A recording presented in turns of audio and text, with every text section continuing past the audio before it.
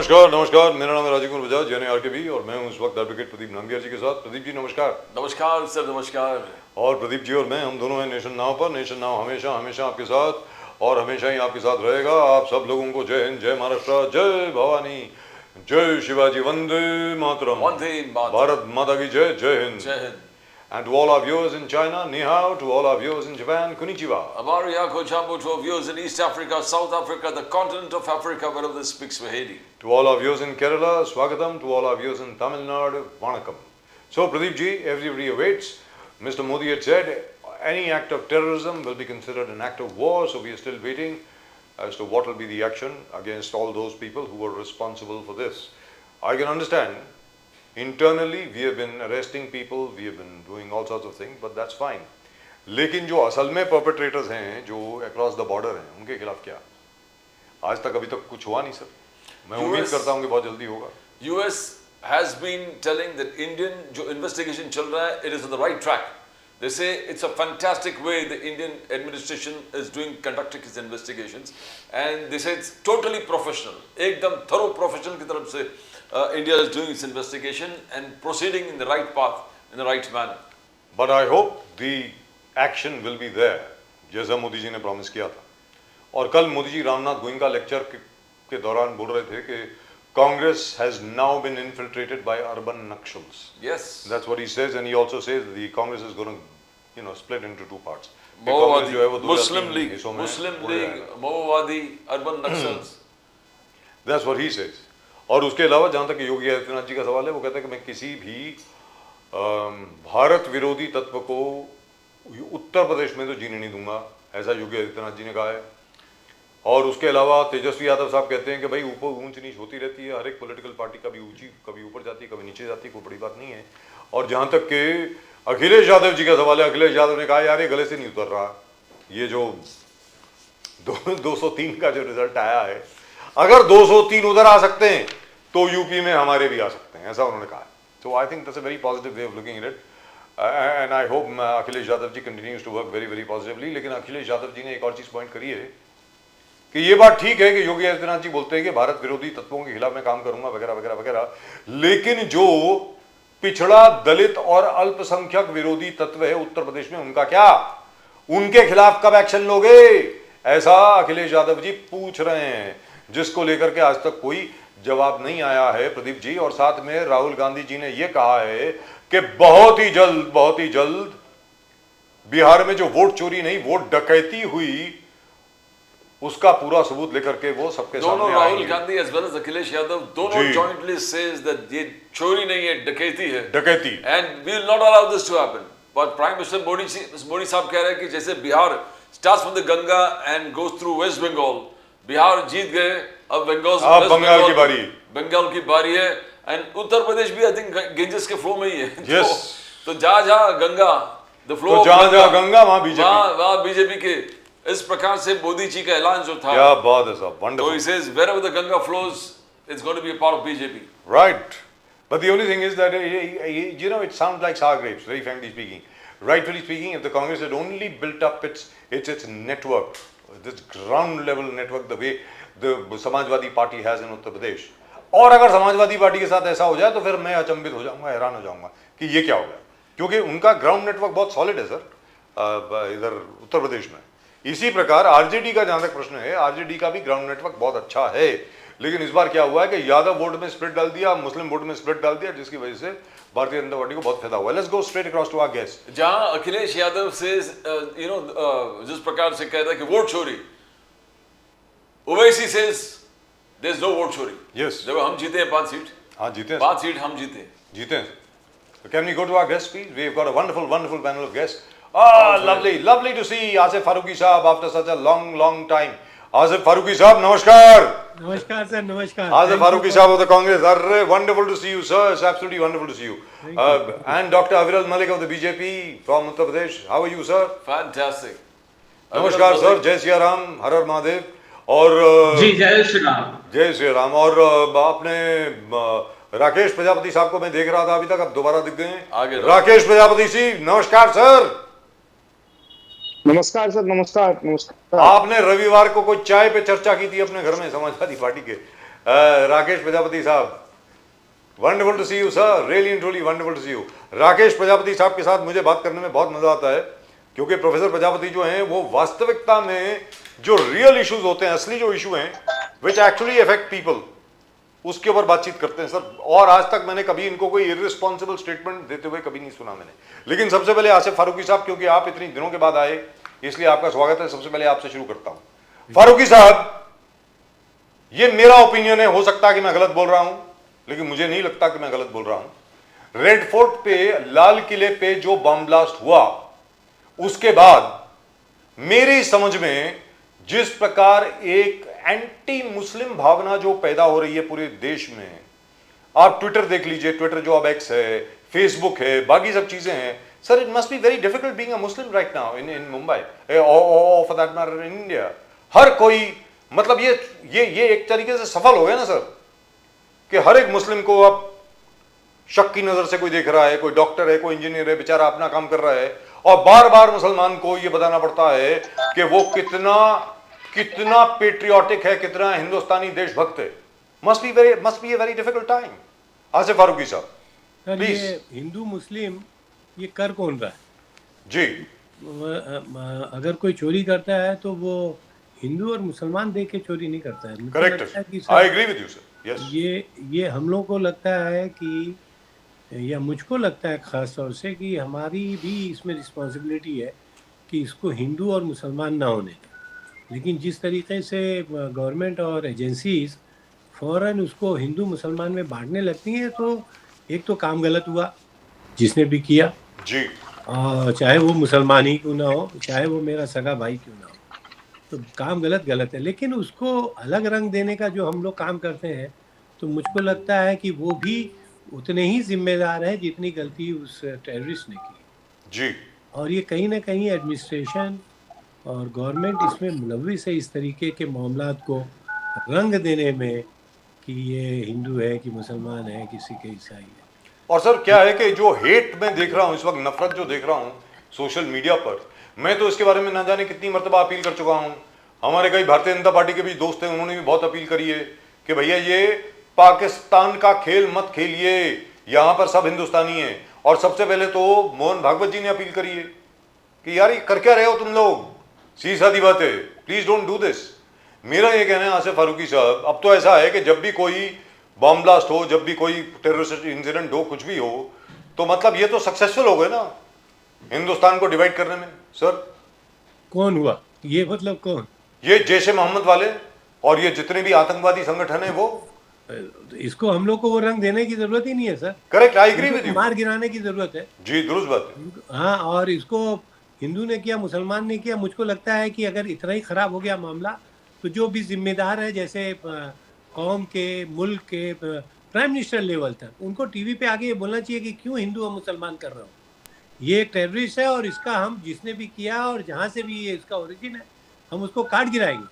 Yes. उसको कोई ज़रूरत नहीं है कि मैं मुसलमान हो के, अगर किसी मुसलमान ने गलती की हुई है तो मैं उसकी बीच बचाव करूँ। नहीं साहब, आप चला देखिए, अगर गवर्नमेंट बोल रही है, एजेंसीज को लग रहा है कि ये मुसलमान ने किया, उसको टेररिस्ट है, तो टेररिस्ट की तरह से उसको ट्रीट कीजिए, और कर भी रहे, लेकिन उसको रंग मत दीजिए। बल्कि कोई रंग देने की कोशिश कर रहा है तो उसको भी अंदर कीजिए sir. Absolutely, I agree with you. Pradeep ji. Farooqui sahab, Asif Farooqui sahab, after the Bihar defeat, Rahul Gandhi ji, Modi ji ने कहा there is going to be a big split in the Congress, Congress split होने वाली है।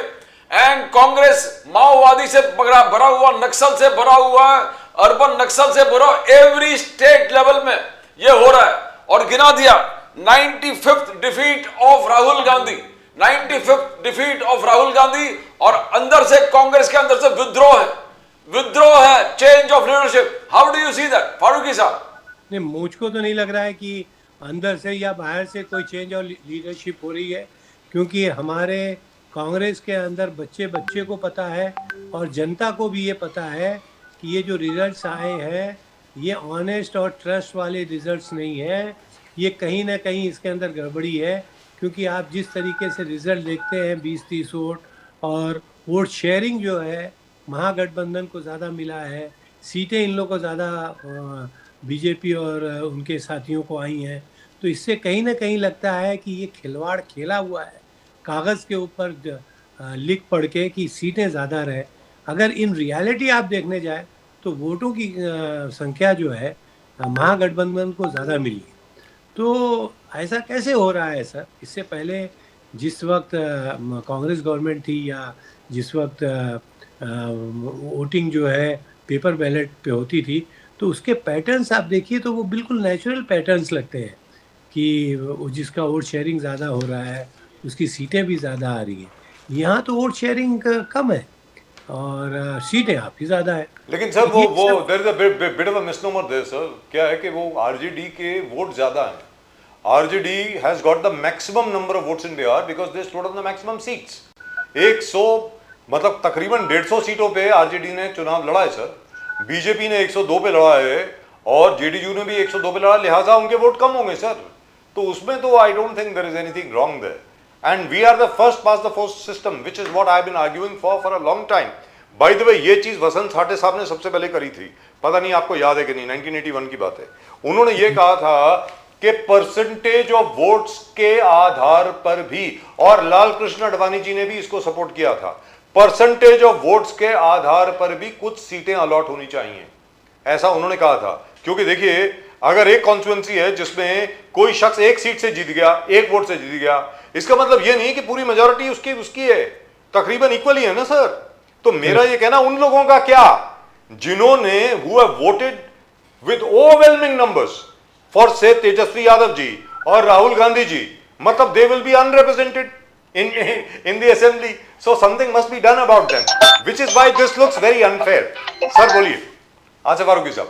तो मुझको इन सब चीज़ों की वजह से जैसे मैं 6-7 8 बल्कि कैंडिडेट्स को देख रहा था जो जीते हैं जी 12,780, 12,780, 12,785, मतलब इस किस्म की गिनतियों के साथ ऐसा कैसे एक नेचुरल वे में आता है? मुझको नहीं लगता ये सब मशीन से खिलवाड़ जो करते हैं वो उस टाइप की गिनती लगती है। मोदी जी ने कहा एमवाई अभी मुस्लिम यादव नहीं है, दैट्स नॉट मुस्लिम यादव, महिला यूथ है। वो गए उस दिन जब तेजस्वी यादव, अखिलेश यादव जी मानते थे कि मुस्लिम और यादव हमारे वोट्स है, वो बदला हुआ, सीन बदल गया। फारूकी साहब, how do you see that statement of prime minister Modi? नहीं, इस वक्त तो बिल्कुल सीन बदल गया है। अगर आप रिजल्ट्स को देखें, मोदी जी को बोलने की जरूरत नहीं है। और स्प्लिट की बात अगर करते हैं तो लालू जी के घर में जिस तरीके के वाकयात हो रहे हैं, तो ये सब नेचुरल बातें हैं कि जब हार जाता है आदमी तो कहीं ना कहीं एक दूसरे के ऊपर कीचड़ उछलने लगती है, आपस में तकलीफ होती है, परेशानी होती है। लेकिन आप ये बात मान के चलिए जी ये पूरा खेल जो है ये ऑनेस्टी और रियलिटी पे नहीं हुई है, ये गड़बड़ है कहीं ना कहीं। और जिस तरीके से राहुल जी ने कहा है कि हम आगे आने वाले दिनों में प्रूव कर देंगे कि ये चोरी के वोट है। Right, so let me go across to professor Prajapati साहब, नमस्कार। प्रोफेसर प्रजापति साहब, एक तो बिहार चुनाव के ऊपर मैं आपकी प्रतिक्रिया चाहूंगा, क्योंकि बिहार चुनाव के आने के बाद आप पहली बार आ रहे हैं शो में। नंबर 1, ये कहा जा रहा है कि ये जैसे अखिलेश यादव जी ने कहा कि ये जो नतीजे हैं ये गले से नहीं उतर रहे। उन्होंने साथ में फिर एक और चीज कही, उन्होंने कहा कि अगर ये सच है तो हम यूपी में तो हमारी मतलब जबरदस्त सीटें, 90% सीटें आएंगी हमारे पास, 80 to 90% हमारे पास आनी चाहिए फिर उत्तर प्रदेश में। तो अब आप बोलें प्रजापति साहब प्लीज। राजीव जी, ये बात बिल्कुल फैक्ट है कि अखिलेश जी क्या, मैं क्या, या आप क्या, या प्रदीप जी क्या, शायद पूरे भारत वर्ष के, यहाँ तक कि अब्दुल मलिक जी भी भाजपा के प्रवक्ता बैठे हुए हैं, इन्हें भी शायद उम्मीद नहीं होगी। सरकार आने के लाले पड़ रहे थे, सरकार आने के, और एक गृह मंत्री को डेरा डाल करके पड़ना पड़ गया बिहार में, और ऐसे जिस होटल में रुके उसके सारे कैमरे बंद कर दिए।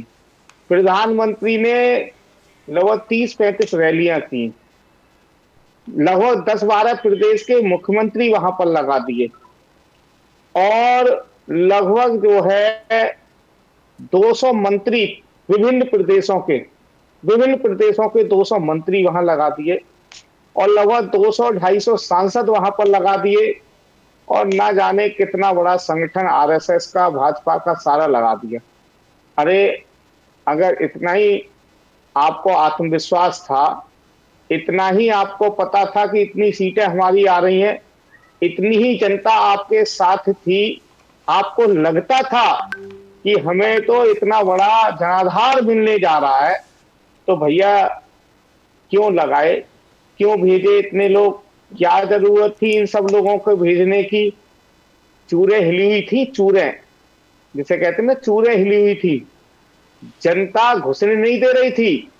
इनके एक उप मुख्यमंत्री है विजय सिन्हा जी, जब विजय सिन्हा जी एक गांव में जब उनकी गाड़ियों पर गोबर फेंके लोगों ने, तो ये कह रहे थे जंगल राज चल रहा है। अरे जंगल राज तो आपका चल रहा है 20 सालों से, और एसएसपी को फोन करके कह रहे थे जंगल राज चल रहा है।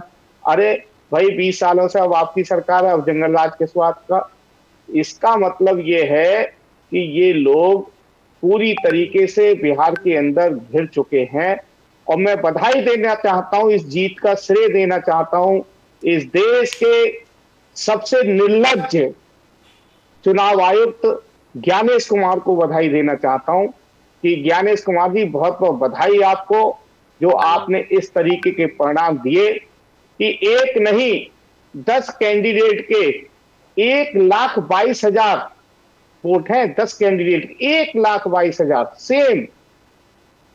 ये कौन सा, ये कहां से आया बताइए जी? 1,22,400 किसी के, 1,22,408, 1,22,480, 1,22,803, 1,22,814।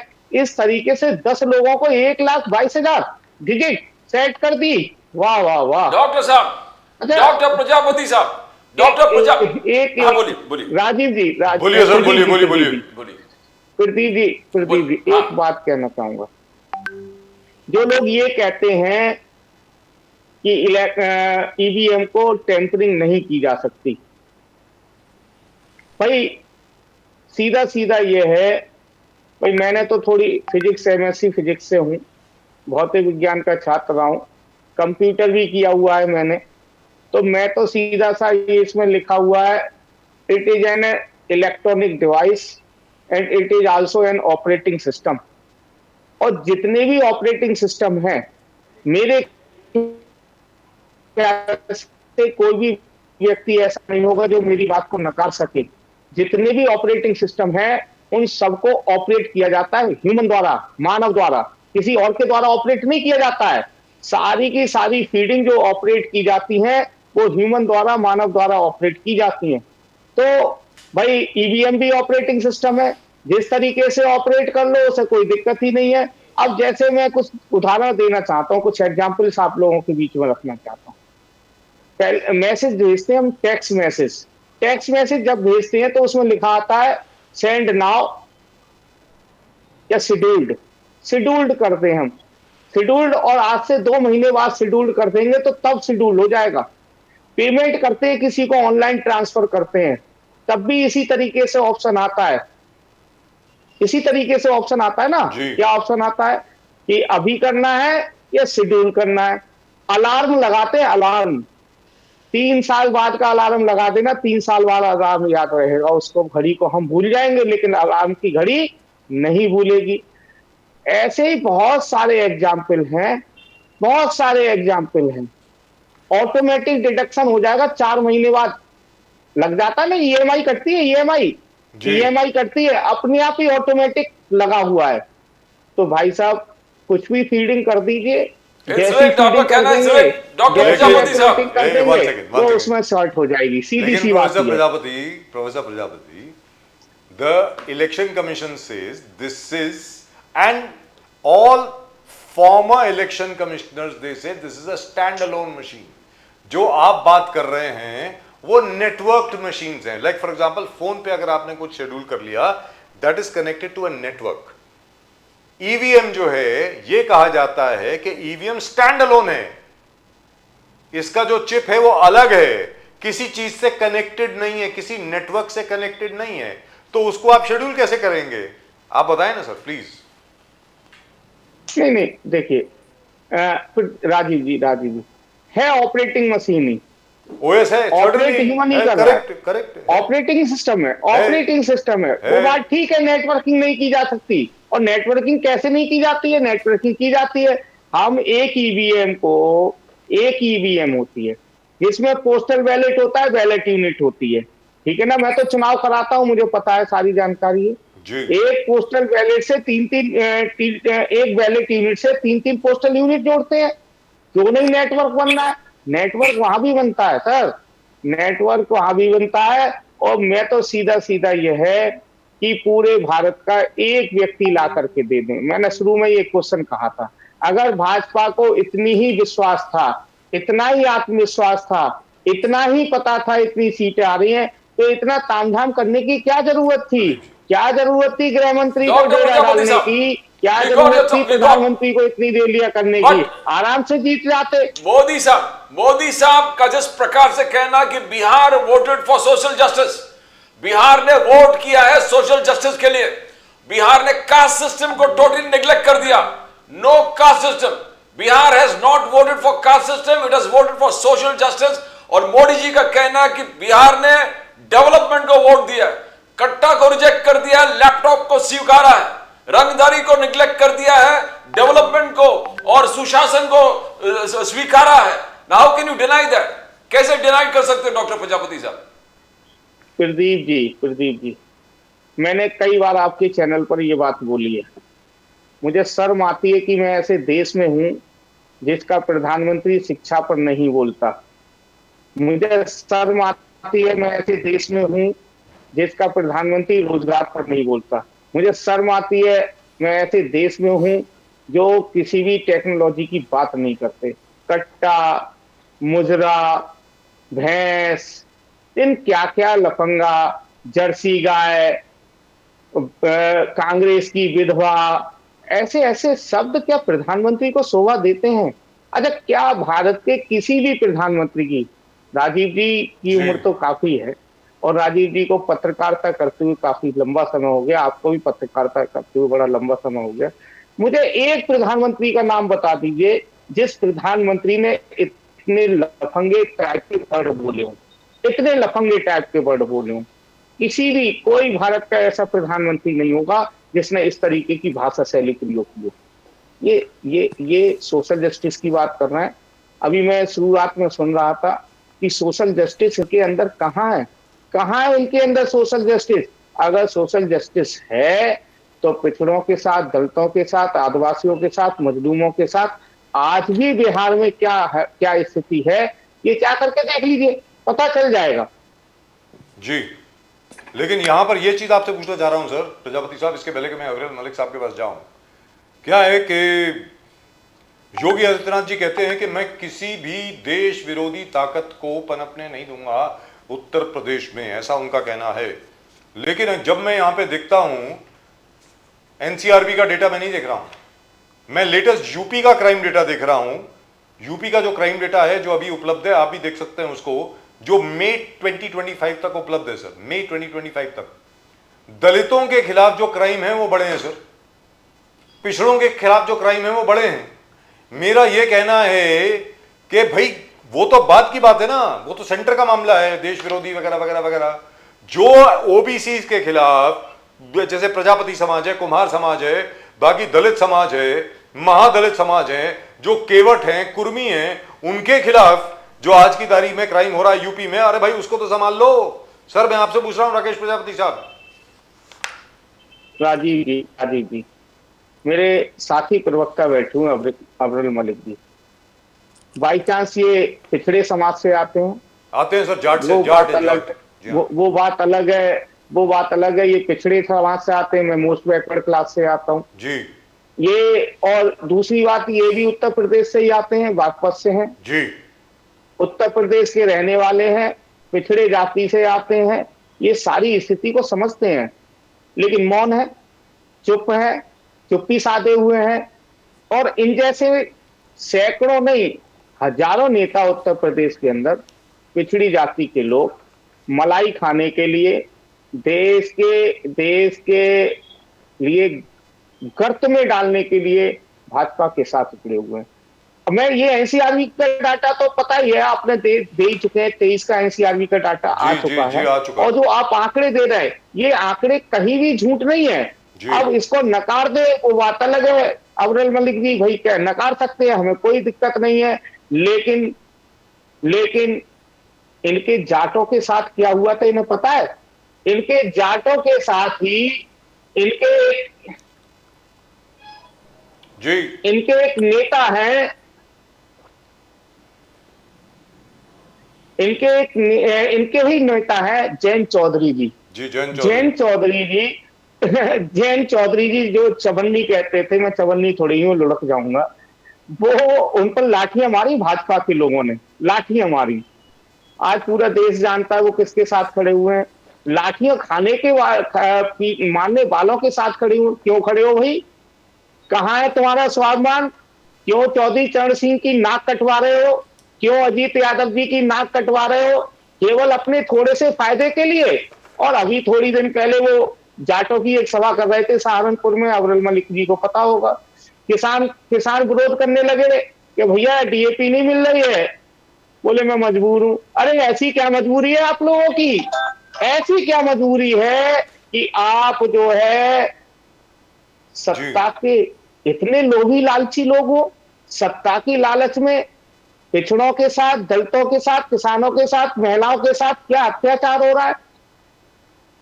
राजीव जी, जी प्रदीप जी, बड़े दुख की बात यह है पूरे उत्तर प्रदेश के अंदर कोई सरकारी नौकरी नहीं निकल रही। आप किसी भी वरिष्ठ पत्रकार से जरा पता करिए जो जो जो गोदी मीडिया का ना हो बशर्ते, उससे पता करिएगा। एक भी व्यक्ति ये बता दे कोई सरकारी नौकरी पिछले 7-8 सालों में निकल रही हो। 2,20,000 पुलिस सारी- पर्सनल, 2,20,000 पुलिस भर्ती योगी जी ने किया है 8 साल में, 2,20,000। उनका कहना है कि क्राइम जिस प्रकार से हमने कंट्रोल किया, आधुनिक यानी हाल ही में मॉडर्न फॉरेंसिक लैब उद्घाटन करते हुए कि लेटेस्ट टेक्नोलॉजी का हम लोग उपयोग कर रहे हैं क्राइम डिटेक्शन में, क्राइम जल्दी सॉल्व हो रहा है, लोगों को उठा उठा के डाल रहे हैं अंदर। तो किस प्रकार से आप देखते हो पर्सनल 2,20,000 पुलिस पर्सनल लॉन्च किया। बोले पूरे देश में आप देखोगे सबसे ज्यादा संख्या पुलिस पर्सनल का रिक्रूटमेंट में यूपी में हुआ है। योगी आदित्यनाथ जी का कहना है। डॉक्टर साहब। प्रदीप जी, पहले तो ये आंकड़े झूठे देना बंद कर दे। योगी 60,000 भर्ती एक, 60,000 भर्ती एक और 35,000 भर्ती एक। पिछले 9 सालों में इनकी 95,000 की भर्ती हुई है, ये मैं मान रहा हूं, 95 लेकिन शिक्षक भर्ती, लास्ट शिक्षक भर्ती इनकी 2017 में हुई थी लास्ट। 8 साल हो गए प्रदीप जी, राजीव जी, 8 साल में एक शिक्षक भर्ती नहीं आई है, एक शिक्षक भर्ती नहीं आई है। लास्ट लेखपाल की भर्ती कब आई थी? अब्दुल मलिक जी जरा लिख लीजिए, अब्दुल मलिक जी जरा पेन लेकर बैठे हो तो लिख दीजिएगा, मेरे 3-4 प्रश्नों का उत्तर जरूर दे दीजिएगा। लास्ट लेखपाल की भर्ती कब आई थी? लास्ट ग्राम विकास अधिकारी की भर्ती कब आई थी? लास्ट पंचायत सहायक अधिकारी की भर्ती कब आई थी? लास्ट शिक्षकों की भर्ती कब आई थी? लास्ट जो है माध्यमिक शिक्षा में भर्ती कब आई थी? लास्ट यूजीसी उच्च शिक्षा आयोग में भर्ती कब आई थी? जरा ये 5-6 सवालों के जवाब जरूर दे दें। लास्ट इंस्पेक्टर पुलिस महकमे में एसआई की भर्ती कब आई थी? ये बता जरूर बताएं, ठीक है ना? क्योंकि लोगों को रोजगार मिलेगा तब कुछ मिलेगा, वरना कुछ नहीं मिलेगा। जी। और राकेश प्रजापति जी, जैसे आप ही ने पॉइंट आउट किया था इसी शो के अंदर काफी हफ्ते पहले कि प्लान थी कि 25,000 स्कूलों को बंद कर दिया जाए, एक्चुअली 5,000 स्कूलों को बंद कर दिया गया है। डॉक्टर मलिक, ये बात तो बिल्कुल दुरुस्त है, आपको एक बार फिर बधाई, आपको शुभकामनाएं। आपकी 203 सीटें आई एनडीए की बिहार में, it was a landslide victory, fantastic. ठीक है, अभी लोग वोट चोरी की बात कर रहे हैं, बाकी सब चीजों की बात कर रहे हैं। तेजस्वी यादव को छोड़ के एक तेजस्वी यादव अकेले हैं जो ये बोल रहे हैं कि भैया पॉलिटिकल पार्टी है, ऊपर नीचे होता रहता है, ऊंच नीच होती रहती है, अगली बार देखेंगे, ऐसा तेजस्वी यादव जी ने कहा है sir, which is fantastic I would say. लेकिन यह बात तो ठीक है कि सर 5,000 स्कूल बंद किए गए हैं, इसमें कोई दो राय नहीं है। उत्तर प्रदेश के अंदर शेड्यूल कास्ट और ओबीसी के खिलाफ जो क्राइम्स हैं वो बहुत बढ़ गए हैं, इसमें भी कोई दो राय नहीं है। उसके अलावा टीचर्स की भर्ती बिल्कुल नहीं हुई है। तो I agree with in a way with professor Prajapati sir, ये चीजें तो हैं जिसको आपको सॉल्व करना पड़ेगा, whether you like it or not. ये बहुत गंभीर समस्याएं सर, इसका उपाय आपको ढूंढना ही पड़ेगा। और साथ में चलते चलते एक और चीज के ऊपर मैं चाहता हूं कि आप जरा कमेंट करें, which is most important. Sir, प्रधानमंत्री जी ने कहा था, and we are all with the prime minister on this, everybody is with the prime minister, including professor Prajapati, including Asif Farooqui साहब, सब लोग प्रधानमंत्री के साथ है। प्रधानमंत्री ने यह कहा था कोई आतंकवादी घटना होगी तो उसको जंग का ऐलान, तो उसको जंग समझा जाएगा, war, it will be an act of war. Sir, red fort के ऊपर अटैक हो गया, अभी काफी दिन हो गए, उसका रिटेलिएशन हम लोग क्या कर रहे हैं? अब आप बताएं सर, प्लीज। अविरल मलिक साहब। नहीं, बिल्कुल, मैं आखिरी सवाल से इस विषय का प्रारंभ करता हूं। देखिए, जहां तक विषय एक तरीके से लाल किले का अटैक बहुत दुखद है, बहुत शर्मनाक है, निंदनीय है, और जिस प्रकार का वो आत्मघाती हमला हुआ है बहुत ही एक तरीके से डेंजरस है, खतरनाक है इस प्रकार की घटना, और लोगों की क्षति हुई है, लोग शहीद हुए हैं, बहुत ही दुखद है। और जहां तक विषय एक तरीके से समाजवादी पार्टी के प्रवक्ता के सवाल का, उस विषय पर मैं उत्तर दूंगा, लेकिन पर्टिकुलर जो आज विषय है बिहार प्रदेश की अगर बात कर ली जाए तो बिहार प्रदेश में ये विक्ट्री जो हुई है, लैंडस्लाइड विक्ट्री हुई है, अभूतपूर्व जीत भारतीय जनता पार्टी, जेडीयू, उपेंद्र कुशवाहा जी, जीतन राम मांझी जी और चिराग पासवान जी, हम सब लोगों को, एनडीए को मिली है। तो बिल्कुल स्पष्ट है, विकास के मुद्दे पर जनता के मध्य में गए थे और जनता ने उस विषय को स्वीकारा और वोट देने का काम किया, भूतपूर्व तरीके से विजयी बनाने का काम किया, ये सबके मध्य में है। और अगर बात कर जाए नीतीश कुमार जी के नेतृत्व की, तो नीतीश जी के नेतृत्व में, मोदी जी के मार्गदर्शन पे, डबल इंजन की सरकार पे जनता ने विश्वास जताया, भरोसा जताया। मैं सोचता हूँ बिल्कुल स्पष्ट है, सर्वविदित है। और जहां तक नीतीश जी का विषय है, तो यहाँ समाजवादी पार्टी के प्रवक्ता ही मौजूद हैं, इन्हें भी इस विषय को समझ लेना चाहिए कि नीतीश कुमार जी समाजवादी नेता है, पुराने नेता है, अनुभवी नेता है, और उसके साथ साथ लोहियाइस्ट हैं, किसानों की राजनीति से वो आए, छात्र राजनीति से आए हैं। चौधरी चरण सिंह जी के नेतृत्व में उन्होंने काम किया है, लोकनायक जयप्रकाश नारायण जी के नेतृत्व में काम किया है, छात्र आंदोलन से वो निकले हैं, आपातकाल के खिलाफ उन्होंने लड़ाई लड़ी है 1975-77 के मध्य में, लोकतंत्र को बचाने और लोकतंत्र की जीत को सुनिश्चित करने का काम नीतीश जी के नेतृत्व में उस क्षेत्र में हुआ। बिहार में वो सक्रिय पूर्ण रूप से रहे उस दौर में। और उसके साथ साथ अगर बात कर जाए नीतीश जी की, तो नीतीश जी पूर्ण रूप से ईमानदार नेता हैं, एक पैसे के भ्रष्टाचार का आरोप उनके ऊपर आज तक नहीं लगा, ये एक बड़ी बात है लंबे राजनीतिक करियर में। और उसके साथ साथ जहां तक विषय तरीके से सुशासन बाबू की इमेज है, और वो इमेज केवल एक जो विज्ञापन के आधार पर, सरकारी विज्ञापनों के आधार पर जो बनती है वो इमेज नहीं है, वो ग्राउंड रियलिटी है और जमीनी स्तर पर बनी हुई एक छवि है जो काम के माध्यम से बन सकती है और विज्ञापनों के माध्यम से कतई नहीं बन सकती। और जहां तक विषय एक तरीके से बिहार प्रदेश की जनता ने कई सारी चीजों को स्पष्ट किया कि वो विकास की राजनीति को स्वीकारती है।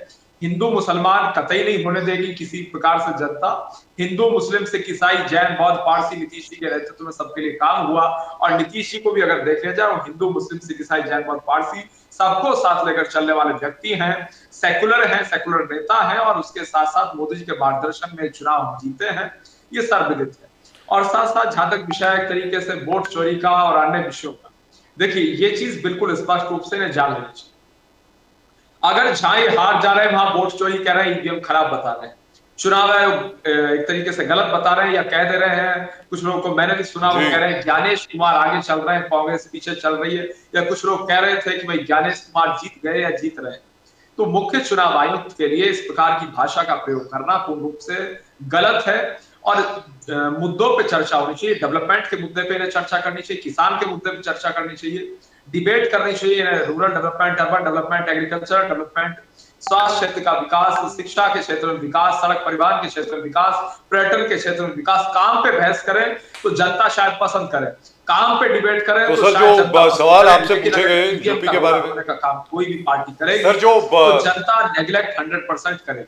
तो प्रजापति साहब ने जो जवाब आपसे सवाल पूछे, सर 5000 स्कूल आपने बंद कर दिए, टीचर्स की भर्ती, मुद्दे पे आ रहा हूं, तो 2017 से टीचर्स की भर्ती नहीं हुई। बिल्कुल मैं उस मुद्दे पे आ रहा हूं। बोलिए ना सर, इलेक्शन पे 2-3 लाइन प्लीज प्लीज प्लीज बोलिए। बिल्कुल बिल्कुल, देखिए बिहार इलेक्शन के विषय पे, बिहार के नतीजों के विषय पे केवल 2-3 लाइन में बोलकर उसी विषय पे केवल बोलिए सर, बोलिए। देखिए जहां तक विषय एक तरीके से पर्टिकुलर अगर बिहार के चुनाव के ईवीएम की बात करी जाए, तो ये बिल्कुल स्पष्ट है ईवीएम क्या है, क्यों है, कैसे है। ये प्रजापति जी जानते हैं कि ईवीएम के माध्यम से ही अखिलेश यादव जी मुख्यमंत्री बने थे उत्तर प्रदेश के, बहन कुमारी मायावती जी उत्तर प्रदेश की मुख्यमंत्री बनी स्वर्गीय नेताजी मुलायम सिंह यादव जी, उत्तर प्रदेश के मुख्यमंत्री एक तरीके से अगर वो रहे तो उसके बाद जिस तरीके से वो लोकसभा चुनाव वो भी ईवीएम के माध्यम से जीते, और बहन कुमारी मायावती जी की अगर बात कर जाए, उनकी पार्टी निश्चित रूप से चुनाव लड़ी है ईवीएम के माध्यम से। पर्टिकुलर अगर ईवीएम की बात करी जाए, ईवीएम के माध्यम से यही चुनाव आयोग था। चुनाव आयोग आज भी यही है, कल भी यही रहेगा, परसों भी यही था,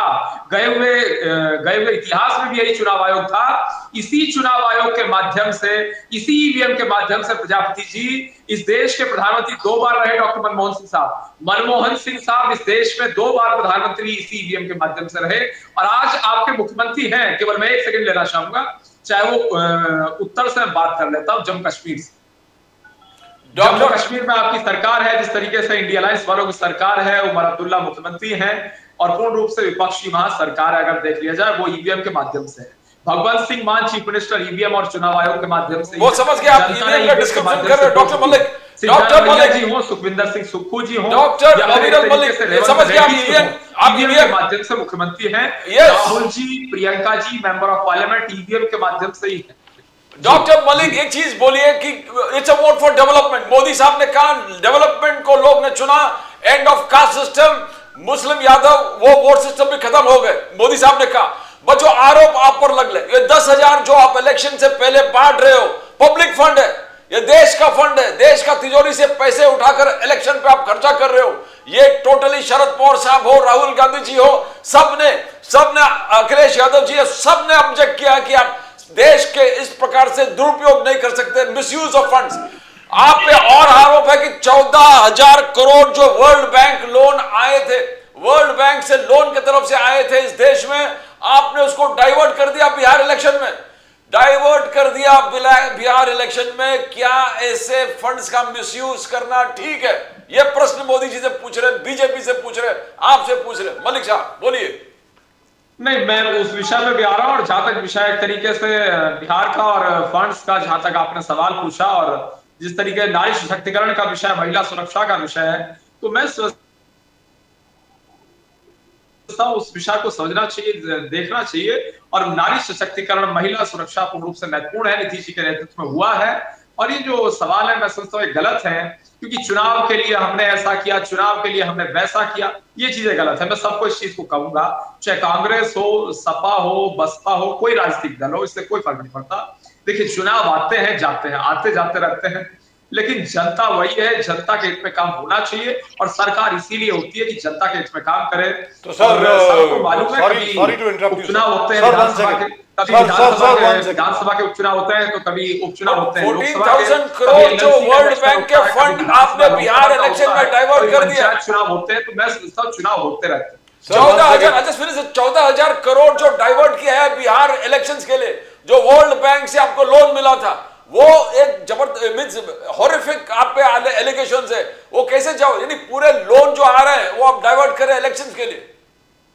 मलिक साहब, नहीं, ये किसने कहा? ये कहां लिखा है कि हमने वो पैसा चुनाव में लगाया? ये कहां लिखा है कि वो पैसा हमने चुनाव में लगाया? जन स्वराज्य पार्टी ने पूरे प्रूफ दे दिए कि ये पैसा यहां से आए थे और किस प्रकार से आपने डाइवर्ट कर दिया वहां पर बिहार चुनाव के लिए। 1.25 करोड़ महिलाओं को, पहले 75 लाख था, 1.25 करोड़ महिलाओं को आपने 10-10 हजार और बांट दिए। देखिए, प्रशांत किशोर जी बड़े नेता हैं, और वो नहीं, देखिए, प्रशांत किशोर जी बड़े नेता हैं, वो एक तरीके से अनुभवी इतने ज्यादा हैं, और विश्व स्तरीय नेता, मैं तो कहूंगा वो इंटरनेशनल लीडर है। वो रीजनल लीडर नहीं है, वो नेशनल लीडर भी नहीं है, वो इंटरनेशनल लीडर है, अंतरराष्ट्रीय स्तर के नेता हैं। और ऐसे नेता हैं जिन्हें मतलब बिहार की जनता ने पूर्ण रूप से नकार दिया, और बिहार में कहीं पैर रखने की जगह उनकी पार्टी को नहीं मिली। लेकिन बिहार से उनका कोई लेना देना नहीं है, बिहार बहुत छोटा दायरा है प्रशांत जी के लिए, वो अंतरराष्ट्रीय लेवल पे काम करते हैं, उनका स्वागत है। कहने का मतलब है उनको यूएसए में जाके इलेक्शन लड़ना चाहिए। लेकिन अविरल मलिक साहब, एक छोटी सी बात है, इसके पहले कि मैं आसिफ फारूकी साहब के पास जाऊं, 2 या 3 सवाल जो आपसे प्रजापति साहब ने पूछे, उनका जवाब आपने अभी तक नहीं दिया। आपने ये नहीं बताया कि 5,000 स्कूल आपने बंद कर दिए, टीचर्स की भर्ती नहीं हुई है, पुलिस के अंदर जो भर्ती हुई है सिर्फ 96,000 की हुई है इतने साल तक, और उसके अलावा बाकी जो उन्होंने डिपार्टमेंट्स बताए, पीडब्ल्यूडी में भी भर्ती नहीं हुई है, और तो और छोड़िए सर, वो प्रजापति साहब ने मेंशन नहीं किया था, मैं मेंशन कर रहा हूँ अपनी तरफ से। लेकिन आप ये बताएं सर, अगर मान लीजिए, क्योंकि अगले साल कर्नाटका में चुनाव है, आसिफ फारूकी साहब जरा ध्यान से सुने, जी ये आपके लिए बहुत बहुत इंपॉर्टेंट है। सीतारमैया साहब हमारे मुख्यमंत्री हैं, वो अगर मुख्यमंत्री आवास योजना के तहत लोगों को, महिलाओं को 15-15 हजार रुपए की रकम बांटना शुरू कर दें। सर, लास्ट टाइम जब ऐसा हुआ था, इलेक्शन कमीशन ने मना कर दिया था। कोई कांग्रेस रूल्ड राज्य था, उसके अंदर राजस्थान में election commission had refuse to allow this. अब कर्नाटक में भी, तेलंगाना में भी और हिमाचल प्रदेश में भी अब कांग्रेस सरकारों ने भी ये बांटना शुरू कर दिया, तो क्या इलेक्शन कमीशन इसको अलाउ करेगी? आपसे पूछ रहा हूं सर। जनाब अविरल मलिक साहब, डॉक्टर साहब बताएं। डॉक्टर मलिक जी बोलिए सर। देखिए, जहां तक विषय एक तरीके से चुनाव आयोग का है और उसके साथ साथ आपके सवालों का और प्रजापति जी के सवालों का भी, चुनाव आयोग के साथ साथ ये प्रजापति जी ने सवाल पूछे कि भाई स्कूल वगैरह और विकास और तमाम सारे मुद्दों पे। देखिए, हमारी सरकार उत्तर प्रदेश में बनी, ये इस चीज के गवाह प्रजापति जी भी, किस तरीके से लोगों का, किसानों का ऋण माफ हुआ, 1-1 लाख रुपए तक का यूपी में हमने ऋण माफ किया। हमने कहा था, हमने किया। नंबर 2, हमने कहा था लॉ एंड ऑर्डर अच्छा रहेगा, लॉ एंड ऑर्डर अच्छा रहा, और जहां नहीं रहता है कठोरतम कार्रवाई होती है और सबकी सुनी जाती है। आज प्रजापति जी की भी ताकत है, प्रजापति जी की भी सुनी जाएगी और उतनी सुनी जाएगी जितनी इनकी सरकार में इनकी नहीं चलेगी, उससे ज्यादा आज के समय में चलेगी, क्योंकि सबकी आज सुनी जा रही है, सबकी चलती है। अगर कहीं गैर कानूनी काम हो रहा है तो वहां कठोरतम कार्रवाई हो रही है, और चाहे वो कोई नेता उस विषय को उठाए, चाहे वो सपा का हो, बसपा का हो। हम इस चीज का, मैं समझता हूँ, निजी रूप से मैं इस चीज को मानता हूँ कि इस चीज का कोई भेदभाव नहीं होना चाहिए। नेता कौन किस पार्टी का है, अगर वो सही बात कहता है तो हम उसे एक्सेप्ट करते हैं, उसमें हम नहीं झिझकते। ये योगी जी की सरकार में स्पष्ट देखने को मिल रहा है, यूपी में देखने को मिल रहा है, मोदी जी की सरकार के नेतृत्व में मिल रहा है। और उसके साथ साथ अगर बात कर जाए उत्तर प्रदेश की सरकार की और उत्तर प्रदेश में विकास की, तो मैं समझता हूँ उत्तर प्रदेश में विकास निरंतर हो रहा है, डेवलपमेंट हो रहा है, किसान के हित में काम हो रहा है, होना चाहिए। गन्ने के मूल्य की बात हो या फिर जयंत चौधरी जी की विषय की अगर बात है, तो मैं समझता हूँ राष्ट्रीय लोकदल आज भारतीय जनता पार्टी के साथ है और चरण सिंह जी का राजनीतिक दल है स्पष्ट रूप से, और जयंत चौधरी जी उसका नेतृत्व करते हैं। तो ये बिल्कुल स्पष्ट है कि किसान पूर्ण रूप से हमारे साथ हैं, गांव गरीब सब जनता साथ है, और केंद्र में राज्य मंत्री हैं जयंत चौधरी जी, और मजबूती के साथ अपने right. So let me go to Asif Farooqui साहब जी। तो आसिफ फारूकी साहब की बात सुन लें सर। आसिफ फारूकी साहब, आप ये बताइए, क्योंकि लास्ट टाइम जब राजस्थान में जब कांग्रेस ने ऐसी स्कीम लाने की कोशिश करी थी तो इलेक्शन कमीशन ने मना कर दिया था, और उसके बाद राजस्थान में आपकी सरकार चली गई। मैं ये जानना चाहता हूं कि ऐसा तो नहीं है कि इलेक्शन कमीशन को मालूम नहीं था क्या हो रहा है। मध्य प्रदेश में लाडली बहन, हमारे यहाँ पे महाराष्ट्र में लाड़की बहना, जहां पर आप बैठे हैं और मैं बैठा हूं, प्रदीप जी बैठे हैं, और बिहार में मुख्यमंत्री विकास योजना। अब मेरा यह कहना है कि इसी प्रकार की योजना अगर मान लीजिए कर्नाटक में कांग्रेस की सरकार लाती है तो मुझे बहुत डाउट है कि उसको अलाउ किया जाएगा, वेरी फ्रैंकली, अभी तक जो रिकॉर्ड देखा गया है। आप बोलिए सर, आसिफ फारूकी साहब। सर, मेरे ख्याल से आपने बहुत सही कहा, और आप प्रयास आ रहे ही कर रहे हैं जो कि अगर कर्नाटक गवर्नमेंट ने इस किस्म से किया तो ये इलेक्शन कमीशन अलाउ नहीं करेगा। यही ख्याल की वजह से हम लोग बीजेपी गवर्नमेंट की बहुत सी जो चीज़ें हैं उस पर उंगली उठाते रहते हैं। न सिर्फ हम बल्कि जनता भी उसके ऊपर उंगली उठाती है। और डॉक्टर मलिक साहब, आपसे माजरत के साथ मैं बोलना चाहता हूँ कि ये सब खदशात की वजह से बीजेपी गवर्नमेंट और मोदी जी ने कभी क्लियर नहीं किया, बल्कि उसको मुलविस करते रहे। आपकी हुकूमत है, आपका मैंडेट है, आप इस किस्म की बहुत सी जो लीगल चीज़ें हैं वो भी कर सकते हैं, लेकिन ये बहुत ही ख़राब ट्रेंड है, न सिर्फ जनता के लिए, इस देश के लिए, आगे आने वाले दिनों के लिए। मुझको लगता है कोई भी जो सूझा हुआ इंसान है और वो इस किस्म की तरीके से जो सत्ता हासिल करता है, उसके इंटेंशंस अच्छे नहीं होते हैं और उससे मुल्क और जनता के हालात ख़राब होते हैं। तो इस पे चेकमेट करना चाहिए। और यही सब वजहों की वजह से हम लोग बीजेपी से बिल्कुल खौफजदा रहते हैं, जनता खौफजदा रहती है। आप बिल्कुल मैंडेट लेके आए हैं, आपको इलेक्शन कमीशन ने साइन करके दिया है, 200 आपके एमएलए आ गए हैं, लेकिन कभी आप नोट करिए उस पर कि अभी प्रजापति साहब ने जिस तरीके की बात कही कि 1,20,000 और 1,22,000 और इस किस्म के जो आंकड़े आ रहे हैं, वो सब आंकड़े जो है ऐसा लगता है कि इंजीनियर्ड आंकड़े हैं। मेरे पास कोई इस वक्त प्रूफ कोई मौजूद नहीं है।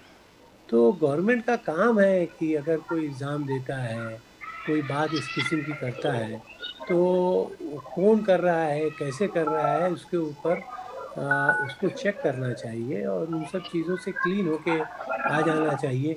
न कि फिर से एक बार आपने इलेक्शन किया और जिस तरीके से आप जीत के आ गए, हमारा मुद्दा आज भी उसी तरीके से पड़ा हुआ है कि मशीन जो है वो कहीं ना कहीं इंजीनियर्ड है, उसको मिसयूज़ किया गया है। आप उसके ऊपर कुछ नहीं करते, आप बोलेंगे देखिए हम जीत गए फिर से। अरे वही तो बात है, हम तो फिर से आपको बोल रहे हैं कि जिस तरीके से आप दूसरे स्टेट में जीते हैं, इस बार तो और ज़्यादा गड़बड़ से आप जीत गए हैं और वो और ज़्यादा इंजीनियर्ड लग रहा है जनता की नज़र में। जो राहुल जी बोल रहे हैं उनके पास डेफिनेटली आज नहीं कल कोई प्रूफ आएगा। Farooqui sahab, one of the most एक shocking statements during the election trail, Rahul Gandhi ji ने कहा कि 10% of the people are controlling army, 10% bureaucracy control कर रहे हैं, 10% कॉर्पोरेट्स को कंट्रोल कर रहे हैं, 10% जुडिशरी को कंट्रोल कर रहे हैं। एक शॉकिंग स्टेटमेंट था, पर इलेक्शन के दौरान शायद वो हाईलाइट करना चाहता था कि 90% लोगों को कुछ मिला नहीं है। बट आर्मी को जिस प्रकार से पॉलिटिकल कटघरे में लेके आना, जुडिशरी को जिस प्रकार से पॉलिटिकल कटघरे में लेके आना, क्या ये लोगों ने उसको नकारा है? किस प्रकार से आप देखते हो? नहीं सर, ये आप नकारा इस इलेक्शन के जीतने वाले से तो मत लगाइए। ये मुद्दा आज भी हमारा ये है कि ये वोट चोरी होती है और ये इंजीनियर्ड है, इसलिए आप उस चीज़ से उसका कोई ताल्लुक मत लगाइए। रह गया सवाल आर्मी को, राहुल जी ने अगर कोई बात कही है तो आप उसको इस तरीके से भी मत लगाइए कि उसके ऊपर इल्ज़ाम दिया है और मिसयूज़ किया है।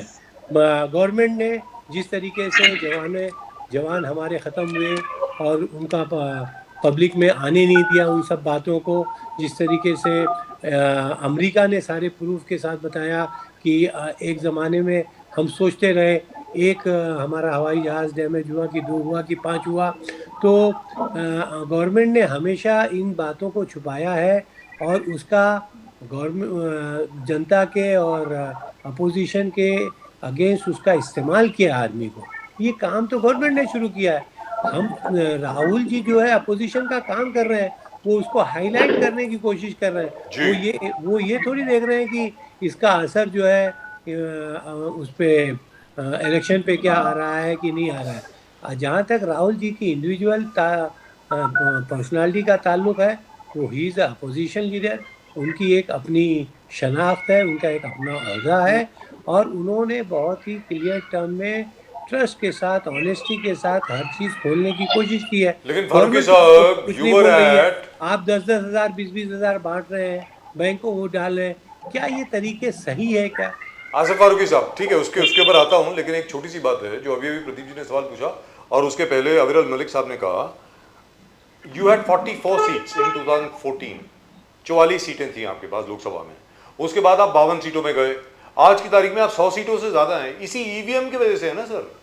100 सीटों से ज्यादा आ गई सर आपकी, you got more than 100 seats. हम उस बात को अपने लिए भी करते हैं कि ये हमारे साथ भी गलत हो रहा है, तो वो आप ये मत कहिए कि हम जीत गए तो हम अच्छे हैं। तो कहने का मतलब ये हुआ, you would like us to shift to the ballot paper, किसी भी तरीके से बैलेट पेपर पे आना चाहिए। बिल्कुल बोल रहे हैं। आज अगर आप बोलेंगे तो कांग्रेस पार्टी उसमें अपने सारे लोगों को रिजाइन करवाएगी। आप बैलेट पेपर्स करवा के देख लीजिए एक बार। आरएसएस फारूकी साहब, मोहन भागवत जी, आरएसएस ने कहा कि everybody is welcome in the RSS, Muslims are welcome, Christians are welcome, सभी लोग अपने कपड़े बाहर निकाल कर आए रिलीजन का, तो आरएस में देश को अपने मदरलैंड समझकर आए, तो RSS welcomes everybody with open hands and will work for development. क्या एक वेलकम स्टेप है मोहन भागवत जी के स्टेटमेंट को? किस प्रकार से ये डबल स्टेटमेंट है। आप बोलते हैं कि अपना रिलीजन का वो कपड़ा उतार के आइए, और आप वहाँ जाएंगे तो आपको बिल्कुल एक रिलीजन का लगेगा। तो आप पहले अपने आप को सही कीजिए, पहले अपने आप को सेकुलर कीजिए। अब उसके बाद आप ये सब बात बोलते हैं तो अच्छी लगती है। मैं बोलूँ मेरी मस्जिद में आप वेलकम है, आप बिल्कुल वेलकम है रिलीजन का, लेकिन आपको वहाँ पे मेरे अदब व आदाब को लिहाज रखना पड़ेगा। आपको पाकी के साथ में आना पड़ेगा मस्जिद के अंदर, आप नापाकी के साथ में नहीं आ सकते। तो ये सब अगर आप उसको मेरे रिलीजन से जोड़ते तो है, क्योंकि मेरे कुछ नॉर्म्स हैं उसमें आने के। आप आरएसएस में बोल रहे हैं कि बिल्कुल वो ओके, बिल्कुल नहीं। आरएसएस के कुछ अपने मुद्दे ऐसे हैं जिसमें सिर्फ एक रिलीजन का ही नजर आता है आदमी, तो वो उससे हटके तो रहेगा नहीं। वो सेकुलर पहले अपने आप को बन जाए, मैं भी ज्वाइन कर लूंगा आरएसएस को। वंडरफुल। अब इतनी जो गड़बड़ियां हो रही हैं, क्यों नहीं मोहन भागवत जी ये बोलते हैं, अपना प्रेशर यूज करते हैं गवर्नमेंट के सामने, मोदी जी के सामने, कि भाई एक अपोजिशन लीडर इतने बड़े बड़े तुम पे इल्जाम लगा रहा है, कम आउट क्लियरली। आप सिर्फ एक बार इलेक्शन जीत के आ गए, उसको आप मुद्दा बना के बोल रहे हैं कि देखिए हम जीत गए, अब आपका मुद्दा खत्म। बिल्कुल नहीं खत्म हुआ। आप फिर से जीत के आए हैं, और जिस तरीके से जीत के आए हैं, जो आंकड़े आपके नजर आ रहे हैं, एक बार फिर से ये प्रूव हो रहा है कि मशीन के अंदर आपने गड़बड़ी करके। Right, so let me go across to Professor Prajapati. Professor Prajapati, ये 10,000 रुपए जो लोगों के बैंक अकाउंट में दिए गए महिलाओं के, sir in total the budget outlay is around 40,000 crore if I am not mistaken. 40,000 crore का आउटले है शायद। और बिहार का अगर बजट आप देखिए टोटल इस साल का 2025 का, it is about 3.18 lakh crore. Sir this is going to create a huge imbalance, और this is just the first instalment. इसमें आगे जाकर के आपको 40,000 करोड़ और देना है। मैं आपसे जानना चाहता हूं, how will the next government, Nitish Kumar ji की सरकार अब दोबारा आ जाएगी, शपथ ग्रहण उनका कल है या परसों में, जब भी है, how will he balance his budget sir? मतलब जो तकलीफ यहां महाराष्ट्र में हुई लाड़की बहना को लेकर के, हमारे कई मंत्रियों ने, कई विभागों ने यह शिकायत की कि लाड़की बहना की क्योंकि फंड्स डाइवर्ट हो गए वहां पे, इस वजह से हमारे डिपार्टमेंट्स को और हमारी स्कीम्स को पैसे नहीं मिल रहे। तो बिहार में क्या होने वाला है सर? बिहार का तो बजट बहुत कम है। आप बताएं सर, प्रजापति सर। राजीव जी, ये झूठे लोग हैं, और इन झूठों का सरदार है हमारे देश के प्रधानमंत्री। सबसे बड़े सरदार हैं झूठों के। और आप सोचिए, जिस प्रदेश में ये जाते हैं, उस प्रदेश में जाकर के कहते हैं कि 500 रुपए में सिलेंडर देंगे, दिवाली और होली पर मुफ्त सिलेंडर देंगे, 200 यूनिट बिजली माफ करेंगे, महिलाओं के लिए दिल्ली में 2,500 रुपए देंगे, महाराष्ट्र में जाकर के वहां लाडली बहन देंगे, मध्य प्रदेश के अंदर बहना योजना लाएंगे, बिहार के अंदर 10,000 रुपए 19 किस्तें देंगे, लेकिन मिलेगा बाबा जी का झुंझुना। लोग समझ नहीं रहे, अभी लोग पहचान नहीं पा रहे हैं भारतीय जनता पार्टी को कि किस तरीके से केवल झूठ बोलने का काम किया जाता। दीपावली गई उत्तर प्रदेश के अंदर, अब्दुल मलिक जी बता दे, किसी भी व्यक्ति को एक सिलेंडर आपने दिया हो, किसी भी व्यक्ति को एक सिलेंडर आपने दिया हो? क्या वादा किया था, नहीं किया था आपके गृह मंत्री ने यहां बैठ करके कि जब भी दीपावली आएगी, जब भी होली आएगी, सिलेंडर देंगे, मुफ्त देंगे? एक प्रश्न का उत्तर नहीं दिया इन्होंने। मैंने पूछा, लेखपाल की भर्ती लास्ट कब आई, ग्राम विकास अधिकारी की भर्ती कब आई, टेक्नीशियन सहायक की भर्ती लास्ट कब आई, चकबंदी लेखपाल की भर्ती कब आई, रेवेन्यू इंस्पेक्टर की लास्ट भर्ती कब आई, इंस्पेक्टर की दरोगा की भर्ती लास्ट कब आई? माध्यमिक शिक्षा में 2022 में एक विज्ञापन आया था। राजीव जी, प्रदीप जी, बताना चाह रहा हूं मैं जी, ये इतनी संवेदनशील सरकार है, मैं बता रहा हूं। 2022 में विज्ञापन आया, 2022 में 25 खत्म होने जा रही है, 3 साल हो गए। अब्दुल मलिक जी जरा देख लीजिएगा। अब बात यह है ना कि अभी हिंदू मुसलमान में लोग चूर हैं, इसलिए कोई फर्क नहीं पड़ रहा है, ठीक है। 2022 में भर्ती आती है, 3 साल होने जा रहा है। राजीव जी, प्रदीप जी, आज तक उसकी परीक्षा नहीं हुई है, आज तक परीक्षा नहीं हुई है। 4 बार पेपर टाला जा चुका है, 4 बार माध्यमिक शिक्षा का। और पता है एक बार तो क्या बेस था टालने का, वो बता रहा हूं मैं। सुनकर अचंभा आ जाएगा। शायद अब्दुल मलिक जी को शिक्षा में ज्यादा इंटरेस्ट ना हो, क्योंकि इनके भाजपा के नेताओं को शिक्षा में इंटरेस्ट है नहीं। अंगूठे छाप नेता बना रखे हैं इन्होंने, अंगूठा छाप, क्योंकि इनकी डिग्रियों का पता ही नहीं है। प्रधानमंत्री की डिग्री आज तक पता नहीं चली क्या डिग्री है। आप समझिए उसकी भर्ती का जो कैंसिलेशन का सर्कुलर जारी हुआ ना, वो सर्कुलर क्या था? उस सर्कुलर में लिखा हुआ था कि इन्होंने एक आयोग बनाया, उस आयोग की जो अध्यक्ष है, उस अध्यक्ष जी की पोती या पोता, इसमें कंफ्यूजन है मुझे थोड़ा, पोते का या पोती का मुंडन संस्कार था। लाखों युवाओं का मतलब जो क्या कहूं मैं, लाखों युवाओं की चिंता नहीं है इन्हें, एक बच्चे का मुंडन जरूरी है। आप सोचिए कितनी संवेदनहीन सरकार है, इसलिए परीक्षा नहीं कराई जाती है कि एक बच्चे का मुंडन संस्कार है। 4 बार कैंसिल हो चुकी है, 4 बार। अब्दुल मलिक जी, जरा अब्दुल मलिक जी सीधे सीधे जवाब दे दे, इतने प्रश्न दिए हुए हैं। इधर उधर की बातें ना करें, इधर उधर की बातों से करने से कोई फायदा नहीं है, कोई फायदा नहीं है। डॉक्टर साहब, डिबेट में डॉक्टर साहब, योगी आदित्यनाथ का रिकॉर्ड है, बीजेपी का कहना है जहां भी गए स्ट्राइक रेट 87% है। जहां भी योगी आदित्यनाथ जी कैंपेनिंग के लिए गए, लोग इतने इंप्रेस्ड हो गए, 87% स्ट्राइक रेट है विक्ट्री का। उन्होंने कंपेयर किया अखिलेश यादव जी का। अखिलेश यादव जी का कह रहे कि 9% स्ट्राइक रेट है, चाहे वो बिहार में गए, कहां भी कैंपेन किए, इट्स नॉट देयर। और आंकड़े दे रहे वुमन एम्प्लॉयमेंट, आपके सरकार 2017 में सिर्फ 13% वुमन एम्प्लॉयड थे, एम्प्लॉयमेंट के लिए जा रहे थे। आज वो राइज करके 35% woman being employed in Uttar Pradesh. और योगी आदित्यनाथ जी उनका सिक्योरिटी, अपलिफ्टमेंट और सेफ्टी के लिए बहुत जबरदस्त कदम कर रहे हैं। तो हाउ डू यू सी, ये तुलना किस प्रकार से देखते हो आप? Is it right? Pradeep ji, पता नहीं आंकड़ों का खेल आप लोग क्यों नहीं समझ पा रहे हैं। नहीं, आप क्लैरिफाई करें। आंकड़ों का तो खेल ही है। और केंद्र सरकार का, हाँ मैं जवाब दे रहा हूं, बिल्कुल दे रहा हूं, मैं जवाब दे रहा हूं। जहां तक उत्तर प्रदेश सरकार का विषय है, उत्तर प्रदेश के विकास का विषय है, उत्तर प्रदेश की योजनाओं का विषय है, तो बिल्कुल स्पष्ट है, सर्वविदित है कि किस तरीके से स्कीम चलाएगी और सबके बीच में है कि किस तरीके से उत्तर प्रदेश के लोगों के, उत्तर प्रदेश में किसानों के, सबके हित में स्कीम चलाई जा रही।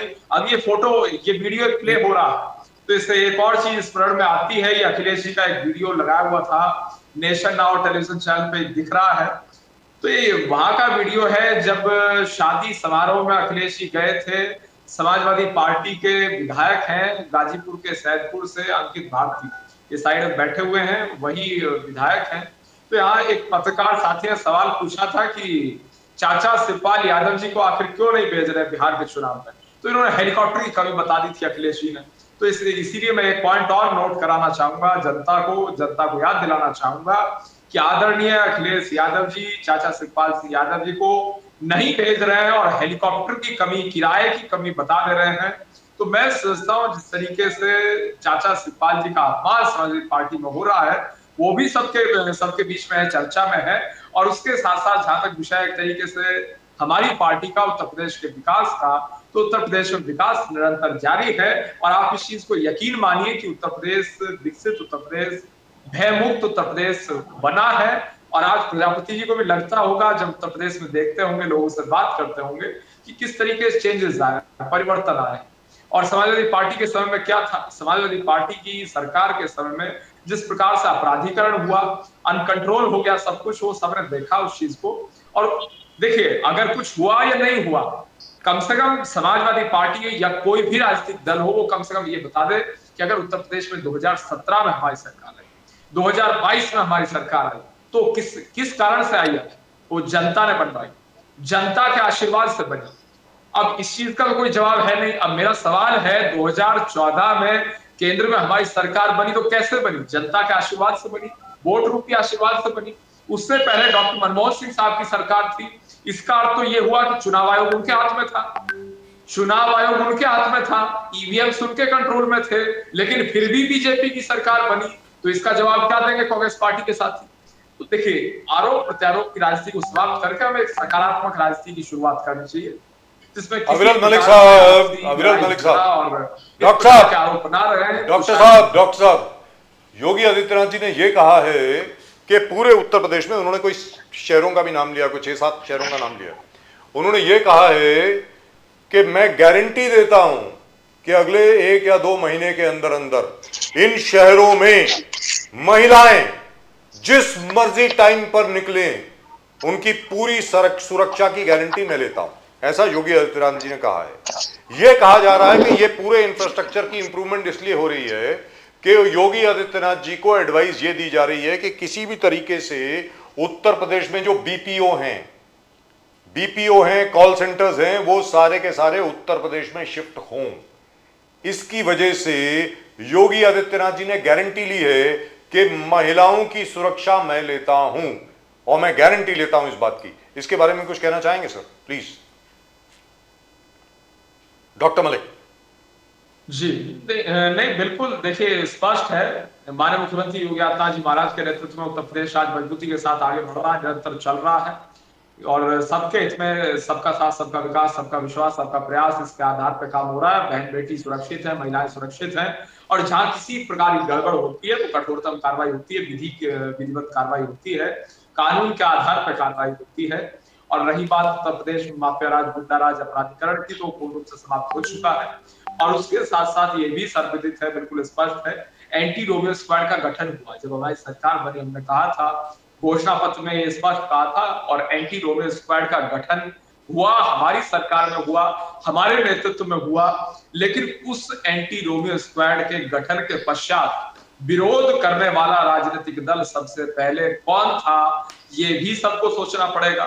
और उस एंटी रोमियो स्क्वाड का आखिर विरोध क्यों किया गया था, ये भी सोचना अत्यंत आवश्यक है। क्योंकि देखिए, किसी पॉलिसी में विरोध किया जाए एक अलग विषय है, लेकिन एंटी रोमियो स्क्वाड में विरोध किया जा रहा है, या तो विरोध करना है, मतलब पता नहीं है, विरोध करना है, इस नाम पे विरोध होता है, या फिर दूसरा कारण हो सकता है कि भाई इन्हें कुछ उस चीज से एलर्जी रही, क्या सोच रही हो वो ये बता सकते हैं। लेकिन मुझे जहां तक लग रहा है ये है कि विरोध करना है, इसलिए सबको।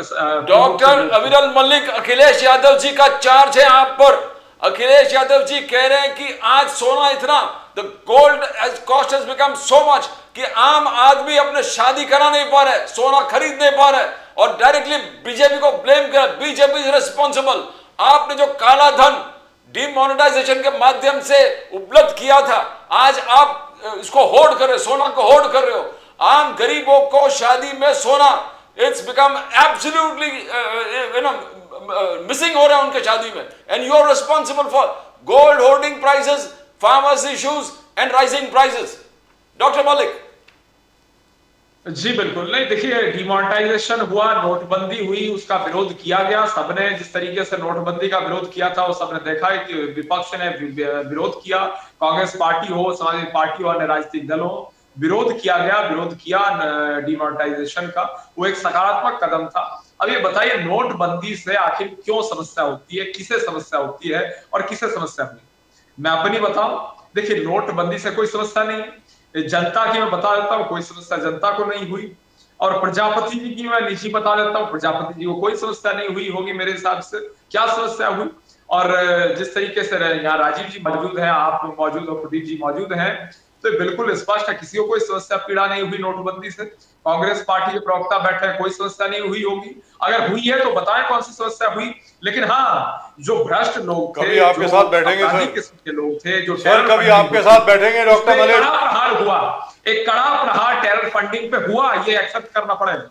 सर नोटबंदी से हम लोगों को क्या तकलीफ आई वो मैं आपको बताऊंगा सर। हमारे सारे एडवर्टाइजर भाग गए। वो देखो आसिफ फारूकी साहब ये कहते हैं नोटबंदी से कोई तकलीफ नहीं हुई। अरे यार, मरने के अलावा, खुदकुशी करने के अलावा और कोई रास्ता नहीं बचा था। आप कह रहे हैं कि कोई तकलीफ नहीं हुई। यार मजाक बहुत अच्छा कर लेते हो आप। सर ये सब छोड़ के ये बोलिए कि दुनिया भर के जो होर्डिंग्स वाले इधर उधर रहे होंगे छोटे छोटे, वो सब मिला के बीजेपी ने अकेले ही कर लिया सब कुछ।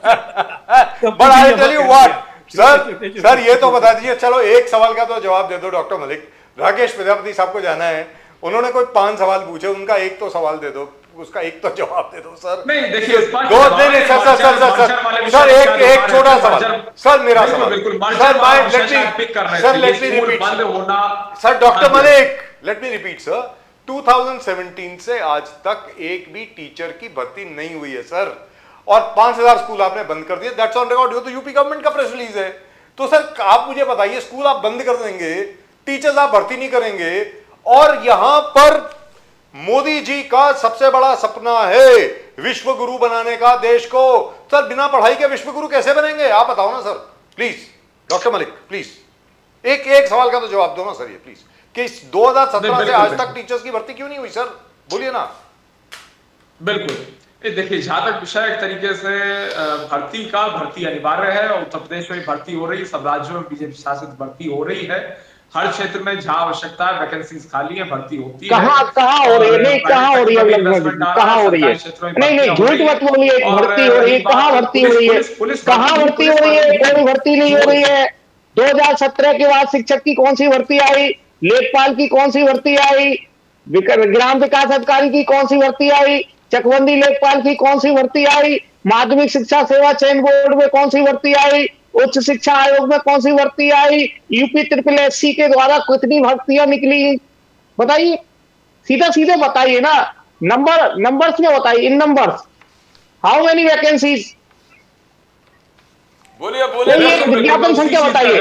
चलिए हायर एजुकेशन का विज्ञापन संख्या बताइए, कौन सा विज्ञापन संख्या आपने क्लियर किया है? निवेश आने के बाद प्राइवेट सेक्टर में भी रोजगार मिला है, और माध्यमिक शिक्षा सेवा चयन बोर्ड का 4 बार पेपर कैंसिल हो चुका है, जानकारी है आपको? नहीं है। और रही बात माध्यमिक शिक्षा सेवा चयन बोर्ड का TGT का 4 बार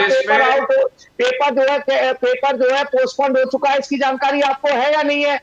4 बार पेपर पोस्टपोन्ड हो चुका है, इसकी जानकारी आपको है या नहीं है?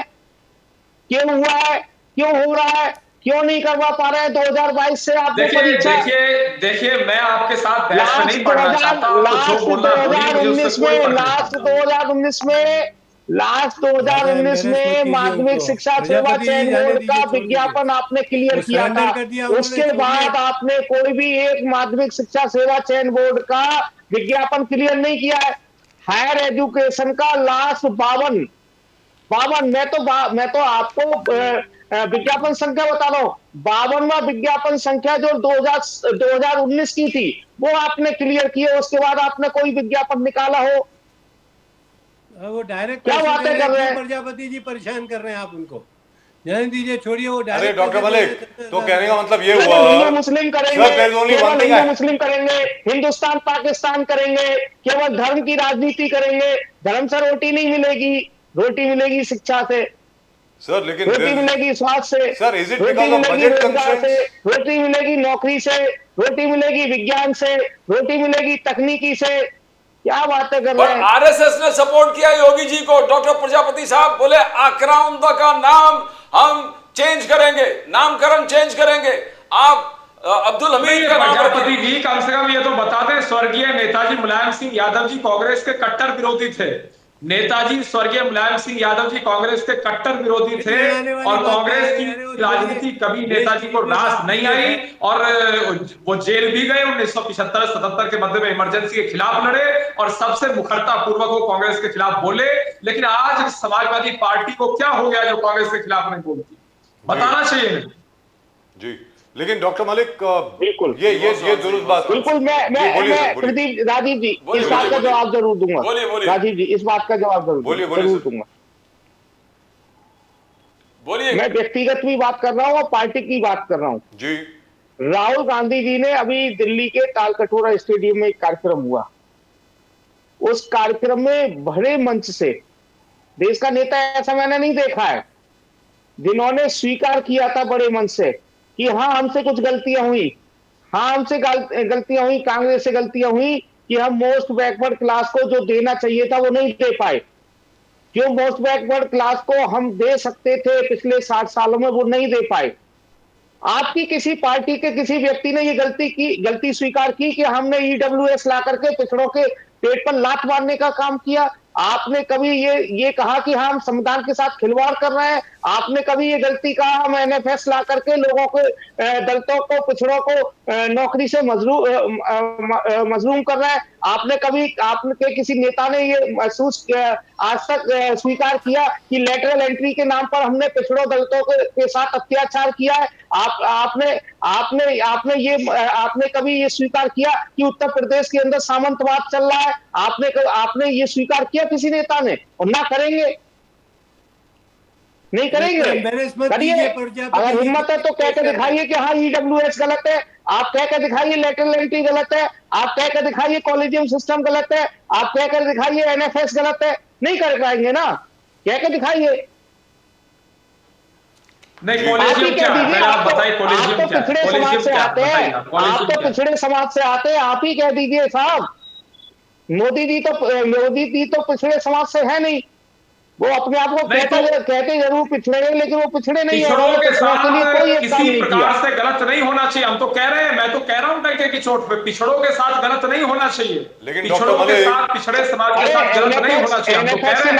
और दलितों के साथ भी गलत नहीं होना चाहिए। के नाम पर गलत हुआ है, नहीं हुआ है? लेटरल एंट्री के नाम पर गलत हुआ है, नहीं हुआ है? नहीं, आपने राहुल जी वाली बात कही, देखो प्रजापति जी, आपने राहुल जी वाली बात कही, जेन्युइनली इस बात को आप मानिएगा। आपने कहा राहुल जी ने गलती मान ली, राहुल जी मान गए, राहुल जी ने ये कह दिया। अब कम से कम आप, वो ठीक है, राहुल गांधी जी ने क्या कहा क्या नहीं कहा एक अलग विषय हो सकता है, लेकिन आप ये बताइए कि कोई व्यक्ति किसी प्रकार से अपराध करने के पश्चात वो कहते ठीक है मैंने जो कर दिया वो गलत हो गया, दुखद है, अब सजा नहीं देनी चाहिए इस चीज की। तो मैं समझता हूं ये चीज पूर्ण रूप से गलत है। कांग्रेस पार्टी का ये एक तरीके से अपराध रहा, लोकतंत्र की हत्या 1975-77 के मध्य में की। और रही बात बिहार की बात को, इस चीज को आपको जान लेना चाहिए। नीतीश कुमार जी आज मुख्यमंत्री जिस प्रकार से बन रहे हैं, और नीतीश जी मुख्यमंत्री समाजवादी नेता, लेकिन ये लोग ये समाजवादी नेता का विरोध कर रहे हैं। लेकिन मलिक साहब मेरा एक सवाल है आपसे, मेरा एक छोटा सा सवाल है आपसे sir, it's very very interesting. जो अभी कॉलेजियम सिस्टम की बात करें, that's a subject very close to my heart. I am sure you are a lawyer, आप वकील हैं, हमारे प्रदीप जी वकील हैं, Rakesh Prajapati ji, I think is about to go, okay fine, I wish he had stuck around and listen to this. Sir, सिर्फ एक सरकार ने अभी तक, और ये मुझे कहने में कोई झिझक नहीं है, लोग मुझे खाकी चड्डी वाला बोले, कुछ भी बोले, उनकी मर्जी।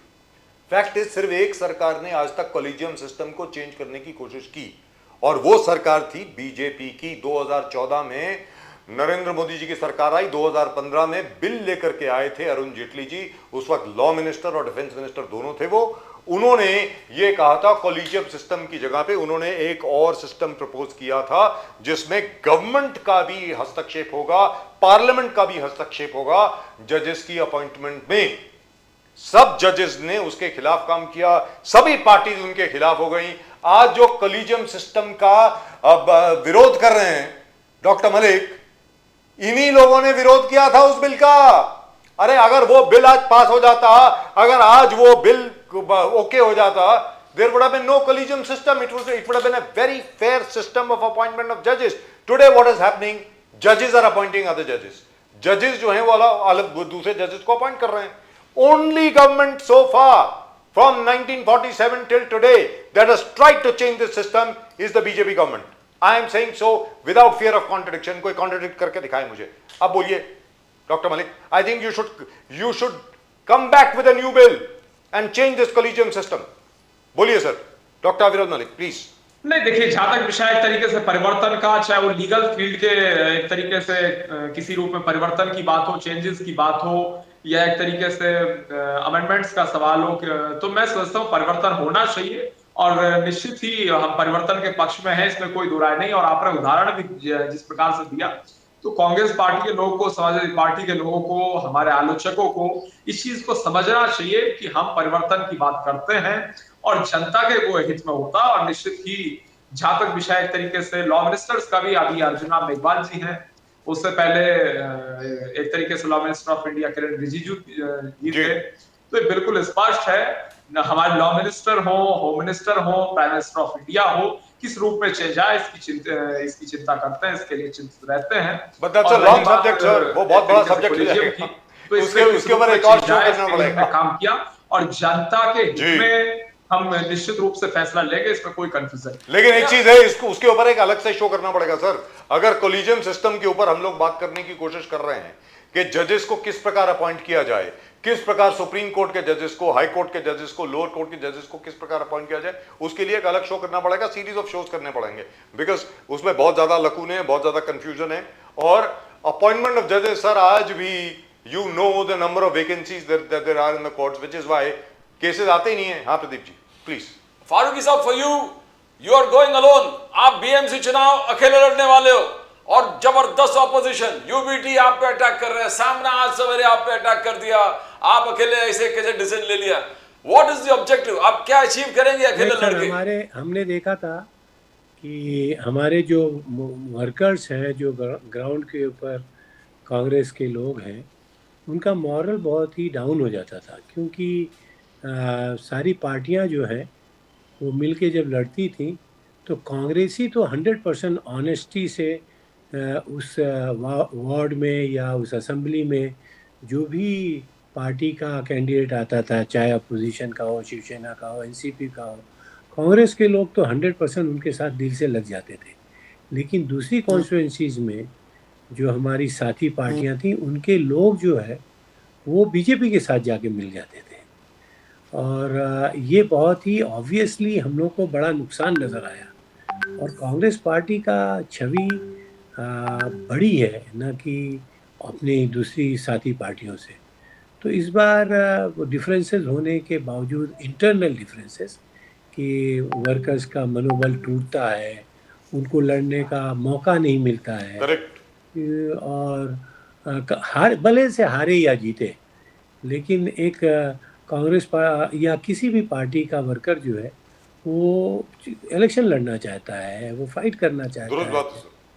तो कल तक हम लोग जिस सिंबल के लिए अपोजिशन में रहते थे, आज उसी सिंबल के लिए वोट दिलाते हैं। तो हमारे जो वोटर्स हैं वो भी बोलते हैं ये क्या आप लोगों ने शुरू किया, क्योंकि कहीं ना कहीं शिवसेना बीजेपी के साथ थी और उनकी जहन उसी तरीके का था, और उस जहनियत से हमको हमेशा से तकलीफ़ होती रही है, जो कि आज बीजेपी से है।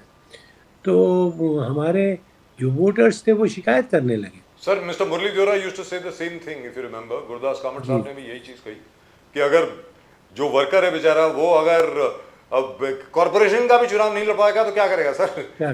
अगर उसकी कॉन्स्टिट्यूएंसी अलायंस में चली गई तो मर गया बेचारा, क्या करेगा?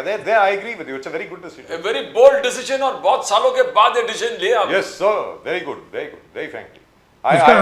हमको ये भी पता है कि इमीडिएटली हो सकता है कि हमको कुछ नुकसान नजर आए, लेकिन लॉन्ग टर्म में हमको उसका बहुत बड़ा फायदा होगा, और ये हमको बहुत इफ एनीथिंग 2027 वार्ड में अगर आप अकेले लड़ेंगे तो आपका वोटर टर्नआउट जो है, जो आपका वोट काउंट है, वो बढ़ेगा। करेक्ट। और वोट परसेंटेज बढ़ेगी आपकी, उसमें कोई वो नहीं है। और आपको मालूम पड़ जाएगा कि वास्तविकता में मुंबई में, नासिक में, पुणे में, अलग अलग जगह पर आप वास्तविकता में कितने पानी में, लेट्स बी वेरी क्लियर। और दूसरी बात सर, जो हमारी साथी पार्टियां हैं, अपने साथ में कुछ चंद ऐसे लोगों को जोड़ लेती हैं जी, जो आज भी उनके ऊपर उंगली उठाई जाती है, और वो उस तरीके से बिहेव नहीं कर पाते जो हमारे कांग्रेस की थॉट प्रोसेस है। Correct. But the Congress is a big party, there is no doubt about it. Congress is the single largest opposition party in the country, and I think you should behave like that, very frankly speaking. किसी का पल्लू पकड़ के, किसी का कुर्ता पकड़ के, किसी की साड़ी पकड़ के जो आप चल रहे हैं अभी, मुझे लगता है कि आपको अकेले जाना चाहिए, very frankly. In fact even in Bihar आपको, मुझे ऐसा लगता है कि खैर that be a different discussion all together, alliance में जाना नहीं चाहिए था। यूपी में भी अलायंस में मत जाइए, हर जगह पे अकेले लड़िए, सब फर्स्ट क्लास हो जाएगा, वेरी फ्रैंकली स्पीकिंग। इसके बावजूद अभी भी तो हार रहे हो सर, मेरा ये कहना है कांग्रेस को, अभी भी तो हार रहे हो, अभी भी कौन सा जीत रहे हो? अगर आप अकेले जाएंगे तो मालूम पड़ेगा कितने पानी में हो, कौन सी बड़ी बात हो गई सर, वेरी फ्रैंकली स्पीकिंग। अभी भी अलायंस में जाकर के कौन सा जीत रहे हैं आप? भारतीय जनता पार्टी जिस प्रकार काम कर रही है, अच्छा ये मैंने कल भी बोला था बीजेपी के बारे में, अविरल मलिक साहब सुनने वाली बात है, अभी बीएमसी के चुनाव अनाउंस नहीं हुए हैं, डॉक्टर मलिक, बीएमसी के चुनाव अभी अनाउंस नहीं हुए हैं, और हमारी बिल्डिंग में भारतीय जनता पार्टी के वर्कर आ चुके हैं ये बोलने के लिए कि भैया बीएमसी में याद रखिएगा आपको कमल के फूल पे ही मोहर लगानी है। सर कांग्रेस से कोई नहीं आया और किसी पार्टी से कोई नहीं आया, बीजेपी वाले पहले पहुंच गए हैं सर, संडे को आ गए थे घर में, वेरी फ्रैंकली। तो और मेरा, हम लोगों के पास पैसा ही नहीं है, ग्राउंड लेवल पे वर्कर परेशान अरे है। पैसे की क्या जरूरत है सर, और वो जो आए थे बेचारे, मैं आपको बता रहा हूं उनको बस की टिकट दी होगी, वेरी फ्रैंकली बीजेपी वालों ने, आई एम नॉट जोकिंग। कोई अपने मोटरसाइकिल पे नहीं आए थे, कुछ नहीं आए थे, नहीं, पैदल आए थे। तो आपको गलत फहमी है सर, इन लोगों के पास बहुत पैसे हैं। चलिए सर, कोई बात नहीं, मैं तो आपको एग्जांपल दे रहा हूं कि कैसे, और जब बीजेपी थक जाती है तब आरएसएस शुरू हो जाती है, आरएसएस थक जाती है तो वीएचपी शुरू हो जाती है, वीएचपी थक जाती है तो बजरंग दल शुरू हो जाती है, बजरंग दल थक जाती है तो बीजेपी वापस आ जाती है। तो मेरा ये कहना है सर, पिछले असेंबली इलेक्शन में भी कांग्रेस की तरफ से एक भी बंदा नहीं आया, बीजेपी की तरफ से और बाकी जो संघ के जो बाकी ऑर्गेनाइजेशन है 4 बार लोग आए, मैं तो अपनी बिल्डिंग की बात कर रहा हूं, 4 नहीं, वो बार। कंफ्यूजन हो जाता है, जो हम लोग ने अलायंस की बात कही ना सर, अलायंस की वजह से जी बहुत से असेंबलीज में ये भी हो जाता है कि सर, इस हमारे बार नहीं होगा, कैंडिडेट नहीं इस है बार तो नहीं होगा कांग्रेस। ना, इस बार नहीं होगा, इस बार लड़िए सर, आप लड़िए, हम देखना चाहते हैं। Thank you, डेफिनेटली आपका ज्यादा सीट भी आएंगे और वोट शेयर भी आपका बढ़ जाएगा, वो वोट sure शेयर है। बढ़ेगा, उसमें कोई दो राय नहीं सर। सीटों का मुझे मालूम है, वो तो प्रदीप जी को ज्यादा मालूम है, क्योंकि प्रदीप जी खुद चुनाव में लड़ चुके हैं। प्रदीप जी सिर्फ 10 वोटों से हारे थे सर, ये भी आपको बता दें, अपनी कॉन्स्टिट्यूएंसी से सिर्फ 10 वोटों से हारे थे। But I think Congress is going to election. do fantastic. Congress is really going to do fantastic. If you do well Yes, sir, yes. BJP की टक्कर होगी डायरेक्टली कांग्रेस के साथ, ये आपको बता रहा हूं मैं। बीएमसी में बीजेपी अहेड है, बीजेपी आगे है, लेकिन कांग्रेस अगर अकेले लड़ती है तो आपके लिए बहुत अच्छा है। तो राहुल जी ने जो डिसीजन लिया है, बहुत अच्छा डिसीजन लिया है, very frankly speaking. Anyway that's what I think. In any event gentleman, thank you very much. We Thank you. Hope, सुनने में ये आया है कि Modi ji is just waiting, Modi ji के पास सिर्फ अभी जो पूरी इंफॉर्मेशन आने की देर है, उसके बाद ही विल टेक ए डिसीजन कि जो रेड फोर्ट का, लाल किले का जो बम ब्लास्ट था, उनके जो आका हैं और वो कहां पर हैं आप सबको मालूम है, उनके खिलाफ कैसे एक्शन लेना है। And the whole country is with him on that. I don't think there is any confusion. Gentlemen, thank you very much for joining us. Namaskar. जी, बहुत धन्यवाद। Namaskar. Bharat Mata ki jai. Jai Hind. Thank you. Well, the fact remains that as far as the Samajwadi Party is concerned, Samajwadi Party, very, very frankly speaking, rightfully speaking, they should be very scared. They should be anxious. They should be worried. As you're saying, the BJP is already 2 steps ahead or 10 steps ahead. 10 steps ahead, sir. Yes. 10 steps ahead.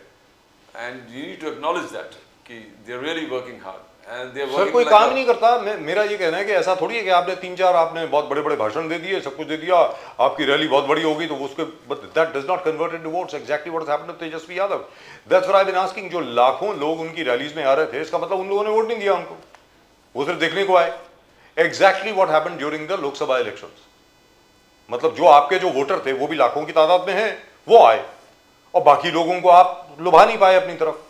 मेरा ये कहना है कि आपको अभी काम करना है, और उत्तर प्रदेश में और बाकी जगह पे जहां पर चुनाव आने वाले हैं अगले साल, प्रदीप जी, बिल्कुल उत्तर प्रदेश में 2027 में आएंगे शायद, जहां तक मुझे ख्याल है। 2027 yes 2026 में जो चुनाव आने वाले हैं, जैसे कर्नाटक है, जहां जहां पे आपकी सरकार है, Tamil Nadu rightfully West speaking, Bengal, yes. rightfully speaking, the Congress, the DMK, the West Bengal government, TMC, इन्होंने 10,000 रुपए दिए, आप 15-15, 20-20 हजार दीजिए।